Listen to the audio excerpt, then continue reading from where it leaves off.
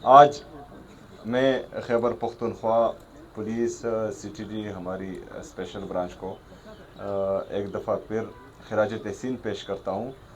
और हमने अपनी भरपूर कोशिश से अभी तक के लिए जो ये आप देख रहे हैं यहाँ पर जो जदीद असलहा है, हमारी बुलेट प्रूफ गाड़ियाँ हैं, ये हमने अपनी पुलिस के हवाले कर दी हैं। और इसके अलावा जो हैं काफ़ी चीज़ें आ रही हैं इंशाल्लाह। तो मेरे ख़्याल में वो सीरियसनेस का जवाब मिल गया होगा।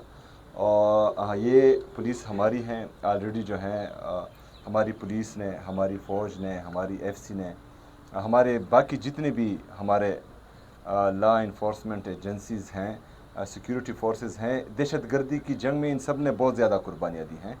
जब हम 80,000 अपने शहदा की बात करते हैं तो इसमें जो है 6,000 से ज़्यादा हमारे सिक्योरिटी फोर्सेस के जवान हैं। और इनकी मेहनत से हमने 2018 में अमन देखा था। 2018 से 22 तक खैबर पख्तूनख्वा में अमन रहा है। फिर 2022 तकरीबन जुलाई से लेकर अब तक हम फिर एक दफ़ा खैबर पख्तूनख्वा में बदअमनी देख रहे हैं। लेकिन हमारे पुलिस के जज्बे जवान हैं, हमारे सीटीडी के जो जवान हैं उनके भी जज्बे जवान हैं, हमारी स्पेशल ब्रांच भी बेहतरीन काम कर रही हैं। और हमारी जो फ़ौज हैं उनके साथ हर अव्वल दस्ते का किरदार अदा कर रही हैं। तो इंशाअल्लाह ताला हम खैबर पख्तूनख्वा में अमन बहाल करेंगे भी और इंशाअल्लाह फिर रखेंगे भी इंशाअल्लाह ताला। बहुत शुक्रिया, बहुत मेहरबानी। सर थोड़ी सी बात करेंगे सर, खैबर पख्तूनख्वा पुलिस की आपने बात की। देखें, जो मास्टर प्लान तो मीडिया पर कोई भी नहीं बताता। बहरहाल हमारी जो पुलिस हैं उनकी मैं बाकायदा ब्रीफिंग्स तकरीबन हर वीक में आईजीपी साहब और उनकी पूरी टीम हमें देती हैं। आज भी जो है हमारी सीटीडी की ब्रीफिंग है।